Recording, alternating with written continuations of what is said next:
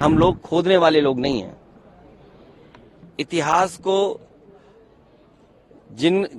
इतिहास के पन्नों में कुछ खराब चीजें नहीं खोदना चाहते हैं। जिनको अपने भविष्य के बारे में नहीं पता कि भविष्य क्या होगा, भविष्य में क्या बदलाव चाहते हैं, वो इतिहास में ही हमेशा रहते हैं। उत्तर प्रदेश के साथ भेदभाव हो रहा है।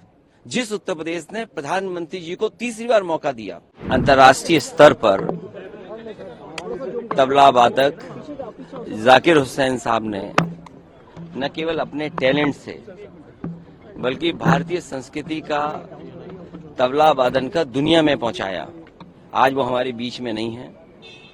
हम उनको श्रद्धांजलि देते हैं, याद करते हैं कि एक बहुत देश का बड़ा कलाकार हमने खोया, जिसने अंतर्राष्ट्रीय स्तर पर भारत की संस्कृति, भारत के घरानों का और खासकर म्यूजिक के जो जमाने थे, नए नए जमाने या पुराने जमाने में जो बदलाव म्यूजिक में था, उसमें भी वो अपनी हुनर की वजह से बने रहे।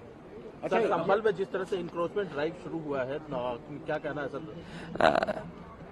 इस तरह की ड्राइव कहीं आप उत्तर प्रदेश में कर दो, देश में कर दो, कि बहुत सी चीजें आपको मिल जाएंगी। इसीलिए मैंने कहा, और कई बार मैंने आपके माध्यम से कहा, कि हम लोग खोदने वाले लोग नहीं हैं। इतिहास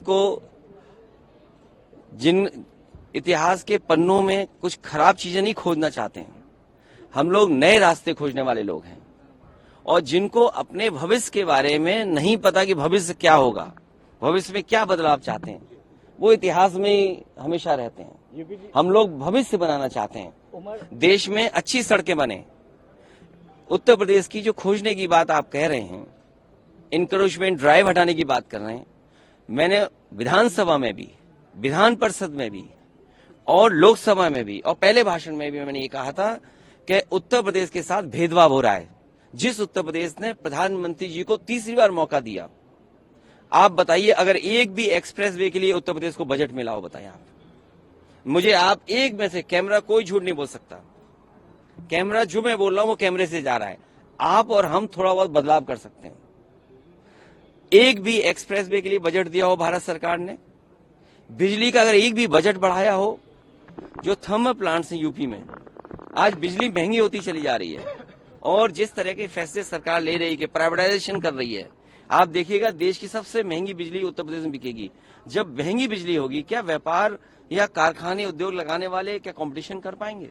और जिन्होंने कहा कि हम 4 लाख करोड़ लाएंगे रुपए पैसे, बिजली नहीं दोगे, बिजली महंगी दोगे, तो क्या कारखाना लगेगा वहां पर? और माँ गंगा, आखिरी माँ गंगा और कुंभ का स्थान हमारे धर्म में बहुत बड़ा है।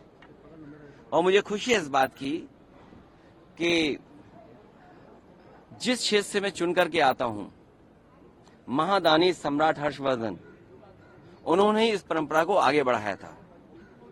और महादानी सम्राट हर्षवर्धन जब कभी भी प्रयागराज जाते थे, वो स्नान के साथ दान करते थे। लेकिन आज का समय देखिए आप, न स्नान हुआ न दान हुआ। योगी जी ये भी कह रहे हैं कि संभल के सच को दबाया जा रहा है। देखिए, आज आज हम लोगों को कुंभ में जाना है, स्नान होना है, न स्नान किया न दान किया।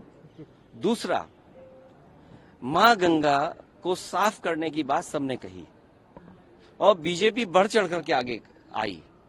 क्या गंगा साफ है जहां साधु संत स्नान करेंगे? और साधु संतों को शिकायत है, क्या साधु संतों के लिए कोई गाड़ी उपलब्ध होगी वहां पे? कितने किलोमीटरों उन्हें छोड़ दिया गया है। देखिए, कुंभ व्यापार की जगह नहीं हो सकती है। हमारे साधु संत जो परंपरा चलाते हैं, साधु संत हमारी शोभा हैं। जब कुंभ में बड़े पैमाने पे साधु संत आते हैं तो वो शोभा बढ़ाते हैं हमारे कुंभ की। अब उन्हें उनके साथ भी भेदभाव किया जा रहा है। साधु संतों को जो स्थान मिलना चाहिए वो स्थान नहीं मिल रहा है, सरकार कब्जा कर ले रही है। सरकार के करीब वाले लोग हैं, वो महत्वपूर्ण जगह कब्जा कर रहे हैं। और हमें उम्मीद है कि जब प्रधानमंत्री जी गए हैं कुंभ के स्थान पर, तो भ्रष्टाचार वहां पर नहीं होगा, भ्रष्टाचार की उंगली नहीं उठेगी।